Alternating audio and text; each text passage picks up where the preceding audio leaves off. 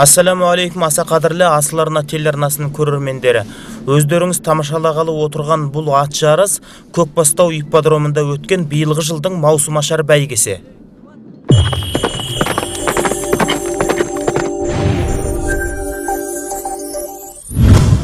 Мінекей Құнан бәйгеде басталып кетті. 30-ға тарта бабы келіскен сәйгүліктер алаңға шықты, жарыста басталды. Бір айналымда 3 шақырым бар, ал бүгінгі бәйгенің ұзақтығы 9000 метр, яғни 9 шақырым. Сонда 3 айналымды сіздер тамашалайтын боласыздар. Әнімін дегенше қарасын үзіп, өзгелерден оқ бойы озып, жүйрік арғымақтар мінекей арынын танытып алға озды. Қазақ табиғатынан атқа құмар халық, соның айғағы ретіндегі мінекей жанкүйерлердің жанайқайын естіп жатырсыздар. Әнімін дегенше суырылып алғызған шабандоздар әзірге аттарының басын іркіп келеді. Ол да жөн шығар, себебі айналымның соңына дейін астындағы жүйріктерін шаршатып алмауды басты назарында ұстау керек. Шабандоздар мінекей бұрылысқа да келіп жетті. Аттар дегенмен алдыңғы орындағы кел жатқан алғашқы 2 құнанның бірі шеңберден шығып кетті, оны көріп отырсыздар. Алла сәтін салып қайтадан атының басын жарыс алаңына бұралса игі болар еді. Әзірге көк орамал байлаған бауырымыз Көкбастаудың ипподромында алдына қара салмай жалғыз шауып бар жатыр еді. Жаңа ғана шеңберден асып кеткен құнан келіп қайтадан қатарға қосылды. Алла тағала қасиетті Құран кәрімнің Адият сүресінде қатты ентігіп шапқан, тұяғынан от шығарған деп аттардың жақсы қасиетін мақтауы және атпен серттесуі тегіннен тегін емес шығар. Осының өзі бұл жануардың қаншалықты қасиетті мал екенінің дәлелі десек артық айтпағанымыз шығар ағайындар. Мінекей бірінші айналым бітіп, екінші айналымда басталды. Бағана бәрі бір қатармен шауып бастаған жүйріктер қазір бірінен бірі қарасын алшақтатып, арасы ұзап бара жатыр. Жаңа ғана айналымнан шығып кеткен жас құнан қазір көш бастап бара жатыр. Зерттеушілердің сөзіне сүйенсек, Қазақтағы бәйге тарихы Жәнібек пен Керейдің өз алдына хандық құрған тұсынан басталады екен. Содан бері бәйге өнері біздің тойларымызда, салтанаттарымызда халықтың тамашалайтын үлкен қызығына айналған. Әлгінде ғана шеңберден шығып кеткен құнан көрдіңіздер, бұл жолда ережені бұзды. Бабы келіскенмен бас бермейтін асаулау құнан болса керек. Енді айналымға қайта қосылар қосылмасы екі талай. Дегенмен жануардың арынын байқадыңыздар ағайындар. Мінекей екінші айналымда әніміне дегенше соңына таяп қалды. Көрермендердің жанайқайы үдейтін сәт жақындап келе жатыр. Себебі санаулы сәттерден кейін екінші айналымның мәре сызығын құнандар кесіп өтетін болады. Әлгінде ғана Алла тағаланың қасиетті Құран кәрімнің аяттарында аттарды мақтағанын айттық. Ал пайғамбарымыз саллаллаху алейхи уассалам да жылқылар туралы бірнеше хадистер айтыпты. Соның бірі жылқының кекілінде қияметке дейін игілік түйулі деген, және бір хадисінде береке жылқының кекілінде депті. Мінекей осы берекеге, осы игілікке жаны құштар қазақ халқы жылқы өсіруді, оны шаптыртып қызықтауды ерте кездерден әдетіне, дәстүріне айналдырған. Мінекей екінші айналымның соңын көріп отырсыздар. Әзірге құнандардың арасында соншалықты алшақтық жоқ секілді. Дегенмен қалың шаңның арасында қанша құнанның, қанша жүйріктің келе жатқанын біз көре алмаймыз. Осы бәйгенің басталар алдында ғана қызмет көліктері келіп, ипподромға таңертеңмен су сепкен болатын.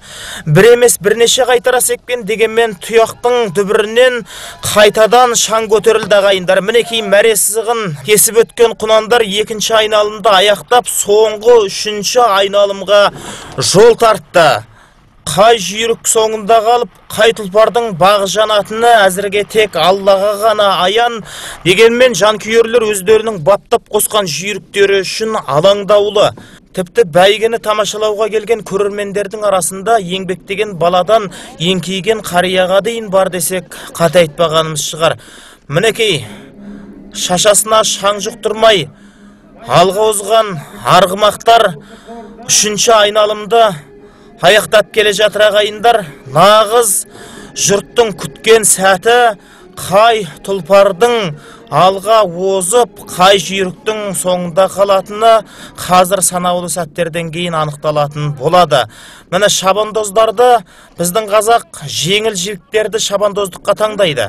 Және де мүмкін болса атқа бәйгеге ер тоқымсыз шабуды дұрыс көреді. Оның да өзіндік сырлары, себептері бар. Неге десеңіз, атқа ауырлық салмау керек бәйгеде. Ол мейлінше өзінің мүмкіндігін, өзінің арынын, өзінің екпінін көрсете білу үшін бұл өте қолайлы әдіс. Үшінші айналым міне аяқталып келеді. Әлгінде ғана бір құнан бәйгеден шығып қалған, бұрышқа да құнандар жақындап қалған секілді. Көрдіңіздер, шеңбердің сыртында ат мінген ағайындар жүр. Олар да тектен текке жүрген жоқ. Оларға да жүктелген міндет бар. Себебі орта жолдан бір қия тұстан қиялап келіп, бөтен аттар, тың аттардың бәйге қосылып кетпеуін қадағалайтын азаматтар болу керек. Мінекей бағаналы бері басын тартып келе жатқан жігіттер тізгінді босатты. Қазір ғана Әмірбаев дәуренінің Вандам атты құнаны суырылып алға озды. Мәрегеде шамамен бір 100-150 метр қашықтық қана қалса керек. Енді Вандамның алдына түсіп, оны орап кететін құнан жоқ секілді ағайындар. Үстіндегі шабандоз аяғының сынғанына қарамай, ақ матамен таңып алып, тұлпарына отырған екен. Сол еңбегі ақталғандай. Әне, мәреден өтті.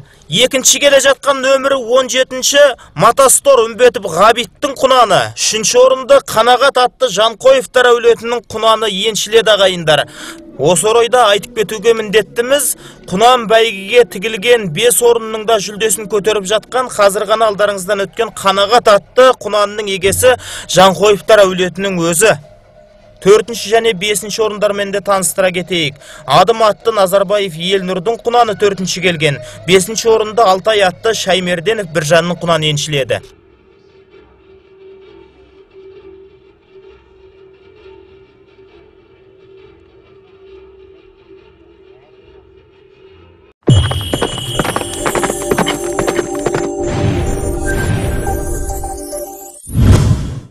Құнан жарыстың соңын ала басталған бұл бәйге топ бәйге. Міне бәйгімізде басталды. Топтан озып суырылып Көкбастау атты Сайгүлік алға шықты ағайындар. Аят деген ай айтып ауыз жинап үлгергенше Көкбастау сүрініп кетіп, үстіндегі шабандозы атынан құлап түсті. Дегенмен ет сүйегі аман болсын әйтеуір. Мінекей, шабандозсыз шапқан Көкбастау сонда да шеңберден шығар емес. Екінші болып алдыңғы топта келе жатыр. Көкбастаудың қаншалықты жалғыз шабарын әзірге Алла біледі. Дегенмен аяқ алысы жаман емес. Бір жерде топ бәйге, ал бір жерде тоқ бәйге деп аталады жарыстың бұл түрі.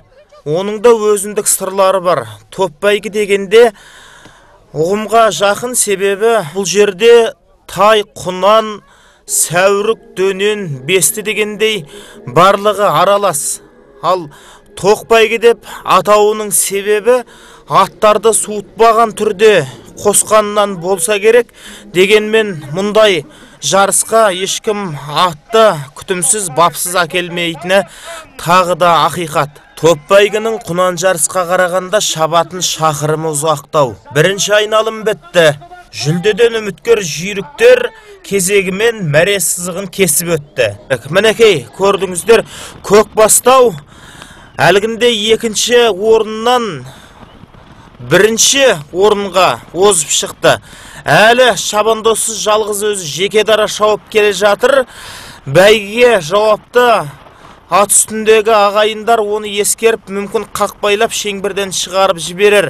Себебі жарыстың талабына шабандозсыз аттың шабуы сәйкес келмейді ағайындар. Ұлттық өнердің жадымыздан өшпей жаңғырғаны жақсы ғой әрине. Дегенмен соңғы жылдардағы бәйгеде көңіл құлазытар бір жағдай, жүйріктердің есімдері шетелдік атаулармен аталуы.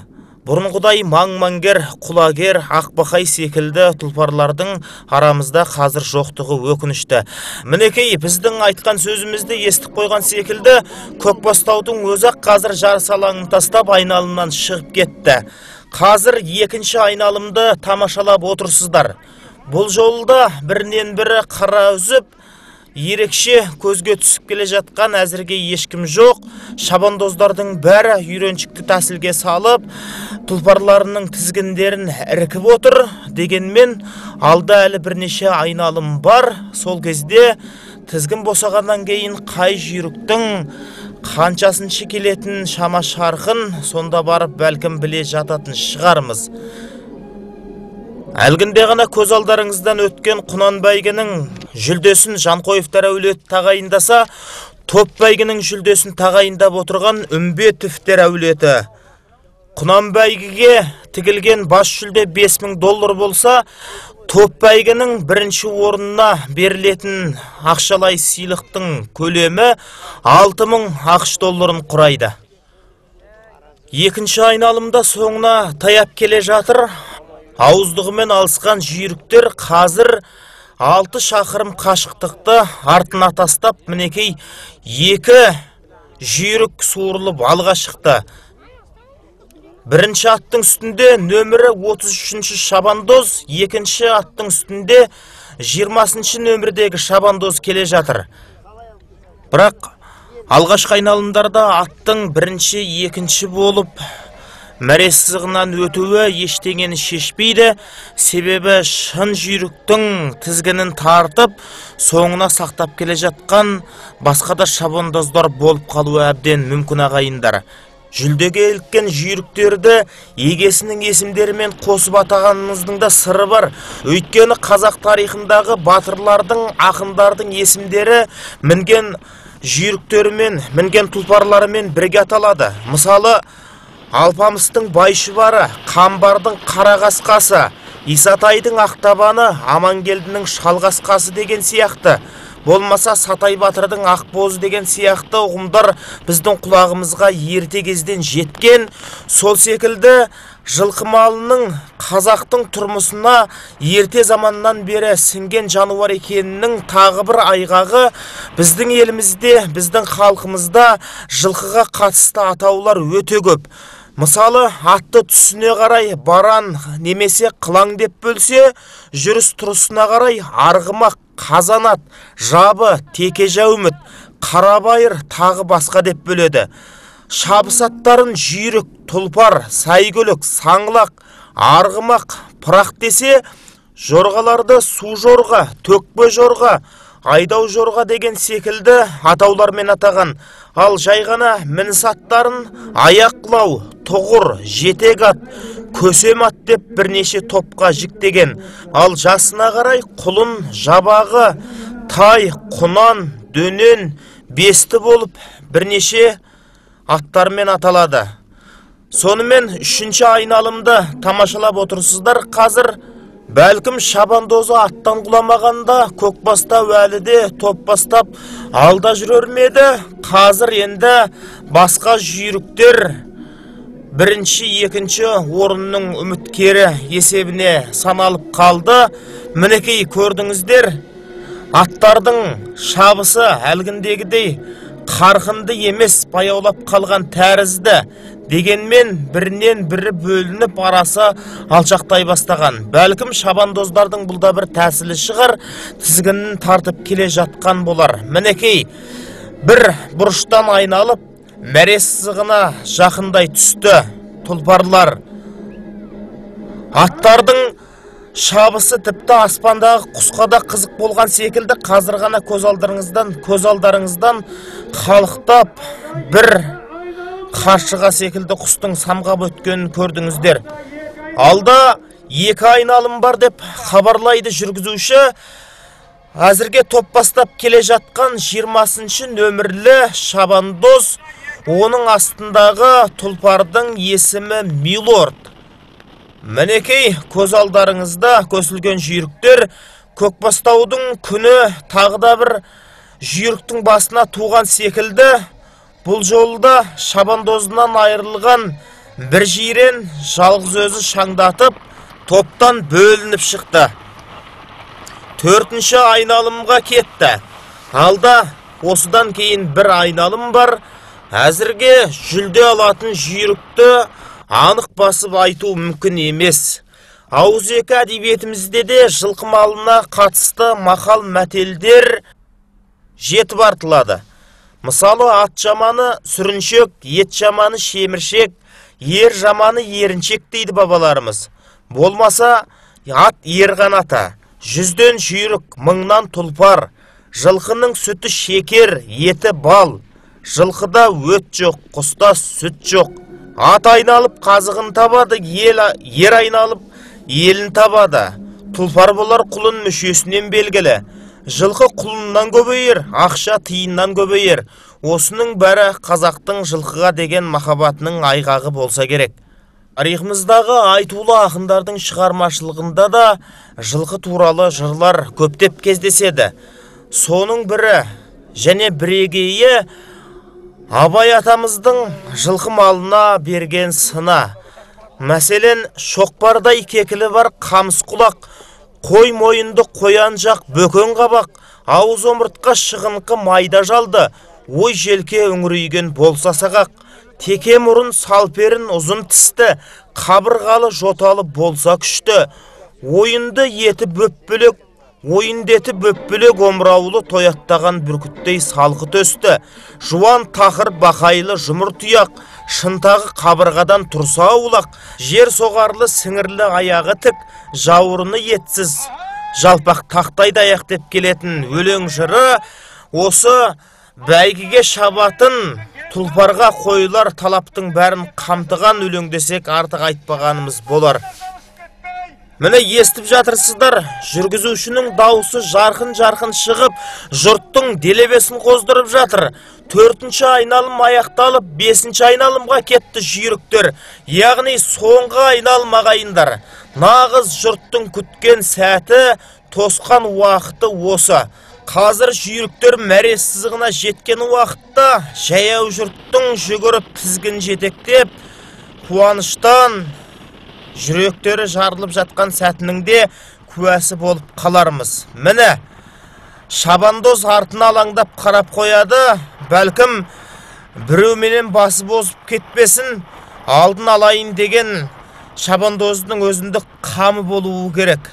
Міне, аттар әлі де тың секілді, әлі де сол бір қарқынын жоғалтқан жоқ, шаршап болдырып, соңына жетпей қалатын әзірге ешқандай жүйрікті көріп тұрған жоқпыз. Мінекей, шаңын шұбатып, жүйріктер бір бұрыштан тағда айналып өтті. Алғашқы орындар, яғни 5 жүлдеден үміткер 5 жүйрік бөлініп шықты. Бәлкім осы қарқынын жоғалтпаса, өзара бір топпен келе жатқан осы 5 тұлпар бүгінгі топ бәйгеге берілер 5 орынды өз ретімен бөлсе жатар ағайындар. Көрдіңіздер, алға шыққан 5 жүйріктің арасынан өзара алшақтықтарды көре бастадық. Мінекей, бөлініп бір жүйрік алға шықты. Ай, арттағылардың енді жете қоюы екі талай. Себебі алда аздаған ғана қашықтықтар қалып тұр. Мінекей, тағаты таусылған жұрт көз жетпеген жерге дүрбі салып, шабандоздың нөмірін қарап бағуда. Алда келе жатқан 20-шы нөмірдегі шабандоздың тақымындағы тұлпардың есімі Милорд. Мінекей, жанкүйерлердің нағыз айғайға басқан уақытының куәсі болып жатырсыздар. Жүйрік атқа қамшауыр деп әлгінде ғана айтып едік, дегенмен санаулы қадамдар қалғанда шабандоз Милордқа қамшы үйірді. Әйтпесе арттағы аттардың да жетіп қалу қаупі бар.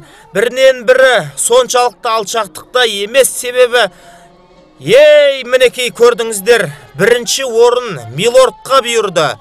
Одан кейінгі орынды еншілеген Шаймерденов Еділдің Шағала атты тұлпары. 3-ші орынды еншілеген нөмірі 8-ші шабандоз, жүйріктің аты Каян. 4-ші орын 3-ші нөмірлі шабандозға бұйырды. Бұл жүйріктің егесі белгілі олимпиада чемпионы, қазақтың палуаны Үшкемпіров Жақсылық ағамыз. Және 5-ші орын Айтбаев Елдос атты бауырымыздың Гайдара деген жүйрігіне тиесілі болды.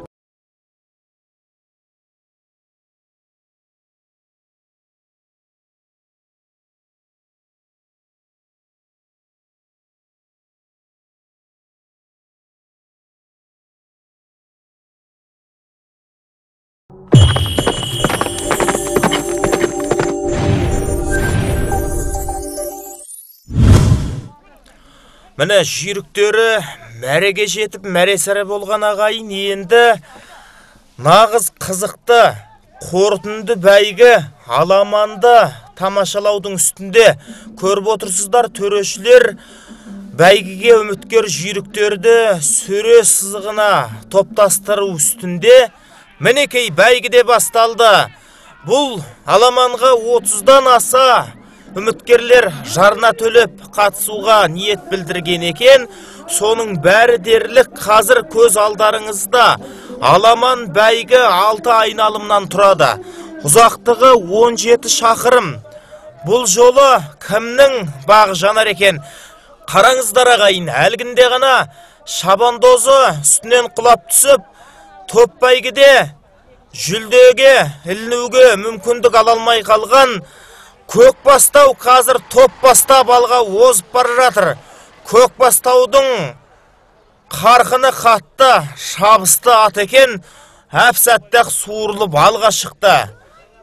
Алдыңғы екі бәйгіден де бұл жолғы шабандоздардың ынтасы басымырақ болуға тиіс шығар.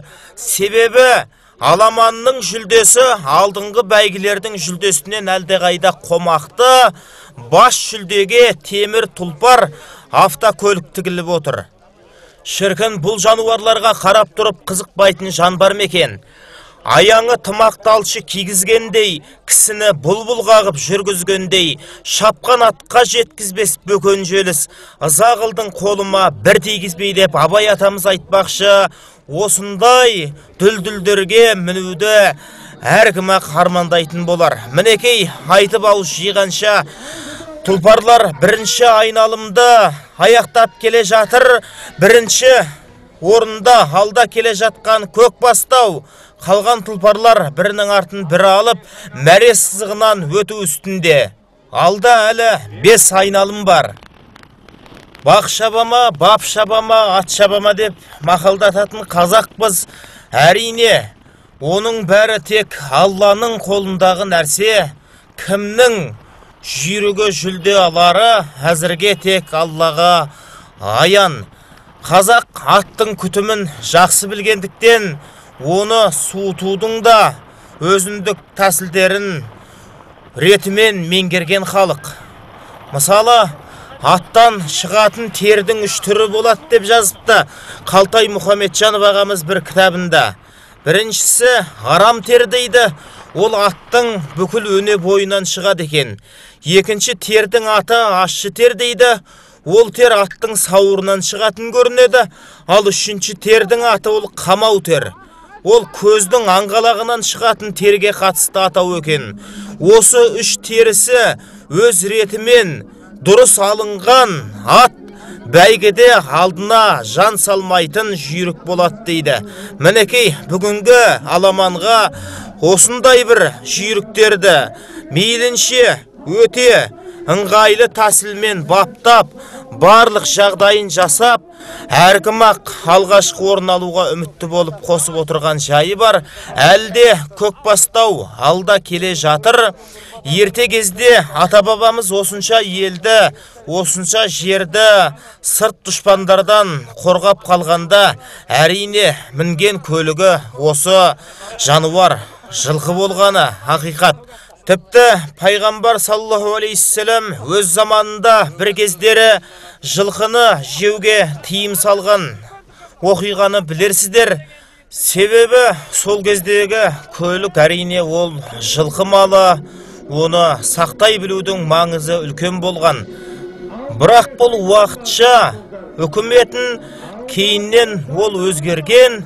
Қазір мұсылмандар, оның ішінде қазақ халқы, қырғыз халқы жылқының етін кеңінен пайдаланамыз. Еңбектегі жұрттың бәрі жоспарға жұмыс істеген. Кешегі кеңес үкіметінің тұсында көптеген ұсақ малды және ірі қараны ет комбинатына өткізу қарқынды түрде белең алған бір замандар болғанын баршаңыз білерсіздер. Сол кезде қазір дүниеден озып кеткен Серік Томанов атты ағамыз бұлай деп өлең жазыпты. Бір бұл емес көргенмін кешеде мен, белгілі жай бәрі де бесенеден, жылқартқан машиналар өтіп жатты, жылжи ағып жылымдай көшеменен. Қара жол қарсы айырып баралапты, машиналар бет қалды қала жақты, жалт етіп жылқылардың жанарында жигулилер жарысып бара жатты.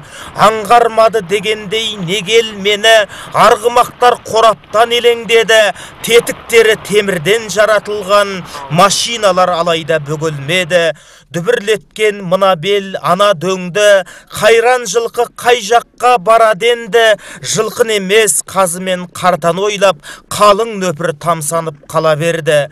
Нені күтті мына жұрт, нені мұтты, менің ойым сансаққа бөлініпті, мең-зең боп тұрып қалдым, машиналар артып алып кеткендей. Серілікті де өлең жазған екен. Сол айтпақшы, көшпенді жұрттың тірлігінен жылқы малын бөліп қарау тіпті мүмкін емес. Жүргізушінің дауысы жарқын-жарқын шығып жатыр. Үшінші айналымда соңына таяп келеді. Көрдіңіздер, бір топ болып шыққан жүйріктердің арасы үзіле бастады. Жануарлар бірінен соң бірі сап түзеп моншақтай тізіле бастады. Алда әлі көкбастау, әлгінде топ бәйгеге шауып көкбастау біраз шаршау алып қалған секілді. Адегендегі атырылып шыққан қарқын жоқ, бір шама бәсеңдеп қалыпты. Енді көкбастаудан басқа жүйрік мойын оздырды. Айналымның бұрышына да келіп жетті жүйріктер. Жоқ, біз жаңылған секілдіміз. Анықтап қарайықшы. Көкбастаудың өз еркімен шауып келе жатқан жоқ, үстіндегі шабандоз тізгінін тартып келе жатқан секілді ағайындар. Қайтадан көкбастау алға озды. Жанашыр жан күйерлер көкбастаудың басын тартып ұсты, тізгінді босатпа деп кеңесін айтып жатыр. Әрине ол сөздерді шабандоз ести алса. Себебі атқа шабудың өзі үлкен өнер. Азынап желмен жарысқан жүйріктер бар пәрменімен алға ұмтылғанда үстіндегі отырған шабандоздың еріксіз жанарында жас парлап, құлағы бітелері сөзсіз. Мінекей, 4-ші айналымға кетті. Алдыңғы ат көкбастау қайтадан бір сүрініп қалған секілді болды.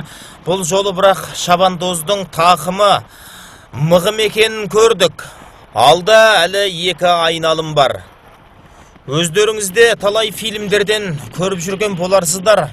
Шетелдіктер үшін атқа міну деген үлкен өнер. Сол үшін арнайы уақыт бөліп, осындай ипподромдарға барып, серуен құрып жататын.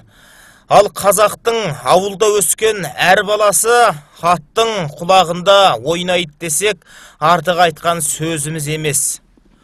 Жаңа ғана ескерткен болатынбыз, тағы да бір естеріңізге саламыз. Аламан бәйгінің ұзақтығы 17 шақырым. Ертеректе аламанның қашықтығы 40 шақырымға дейін созылатын бәйгелер болатын. Тіпті шыжыған шілденің күнінде, тамылжыған тамыздың айында да сондай бәйгелер ауылды жерлерде әсіресе жиі өтетін. Сонда күннің аптабына шыдай алмай, талай жүйріктердің ентігіп тіпті өліп кетіп жатқанның да куәсі болатынбыз. Ал бүгінгі бәйгі өте бір оңтайлы мезгілде өтіп жатыр. Нұр шуақты көктемнің күнінде, көкбастаудың төрінде, төскейден соққан салқын самал бар. Төбеде шөкім бұлттар қалқып жүр. Нағыз аттың шапқанына жайлы, шаршатпайтын, терлетпейтін Мейлінше сондай жақсы ауа райы болып тұр. Ай ат деген ай, мына бір жал құйрығы төгілген сүлік қараның аяқтан қалғанын қарап отырмыз. Жақсы ат аяқтан қалады десек те, әрине жануарды ондайға қимайсың. Себебі осынша уақыт баптап, дайындап, суытып бәйге қосқанда үмітінің ақталмағаны иесі үшін үлкен өкініш болар. Әлде топты бастап келе жатқан Көкбастау 4-ші айналым. Жанкүйерлер жағы әзірге тыныш. Қазір жанталасудың ешбір реті жоқ, өйткені алда 2 айналым бар.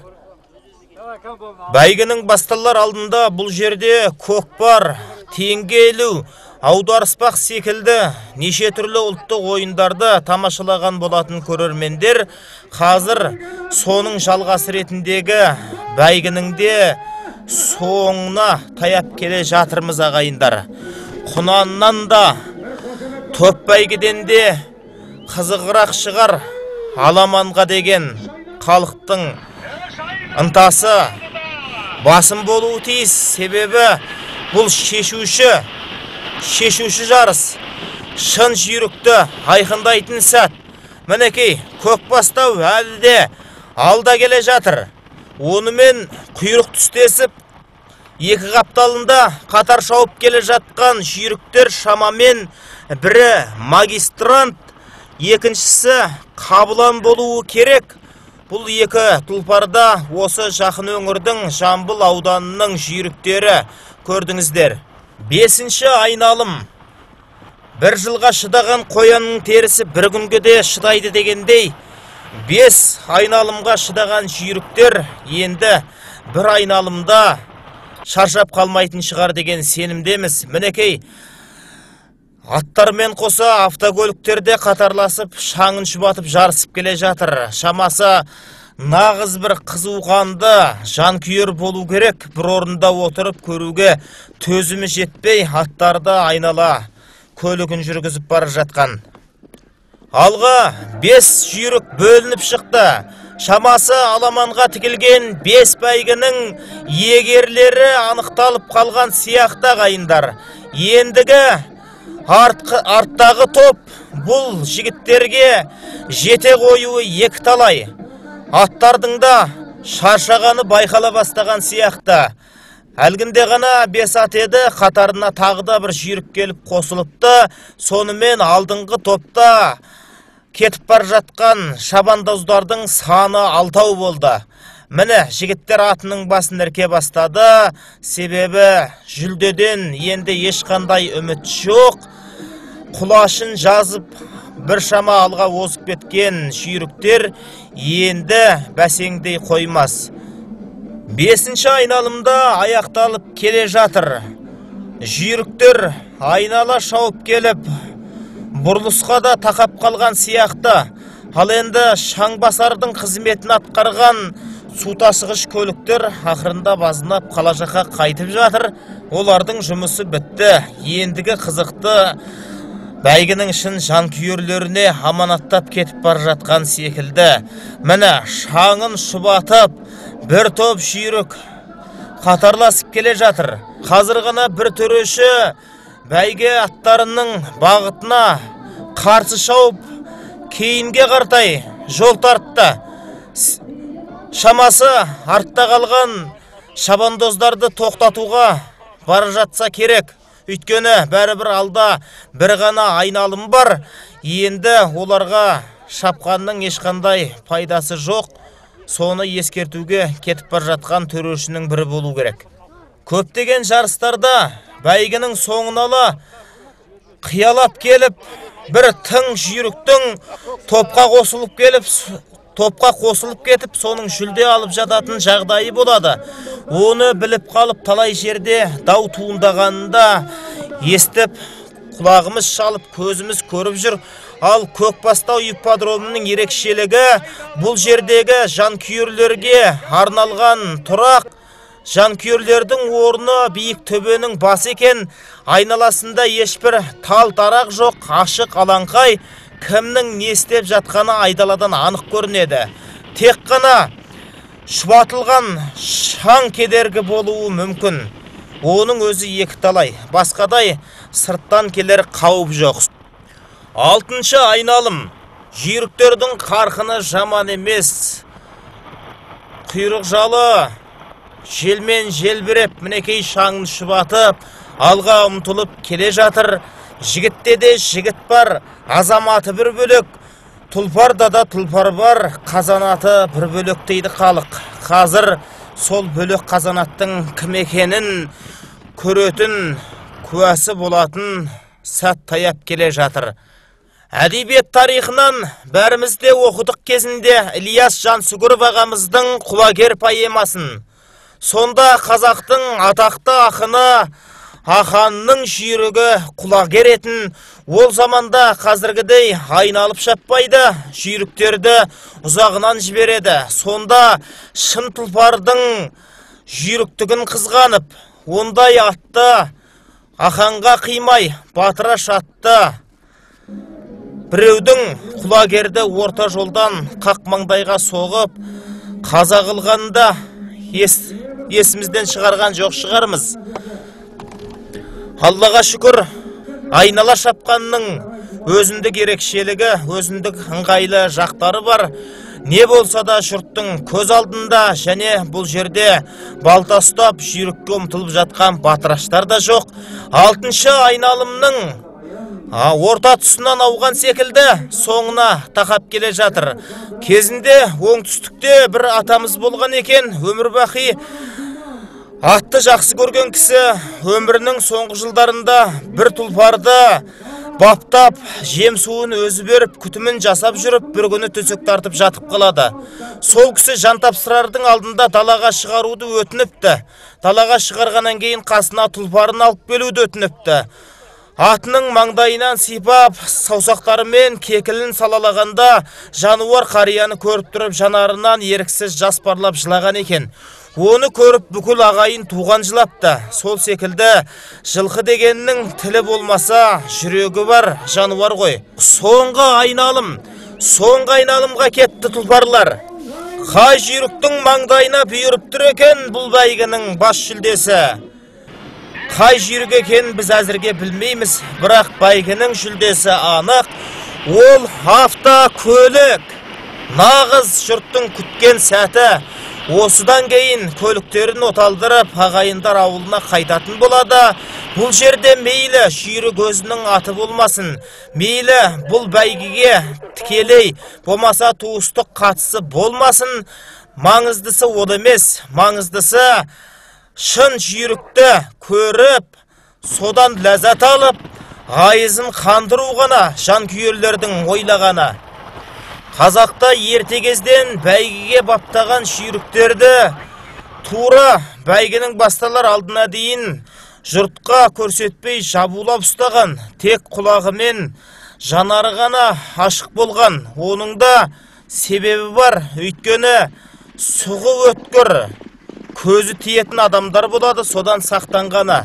Бүгінгі жарысқа да жүйріктерді солай үлпілдетіп алып келді жігіттер. 23-шы, 29-шы нөмірлі шабандоздар алға озып шықты ағайындар.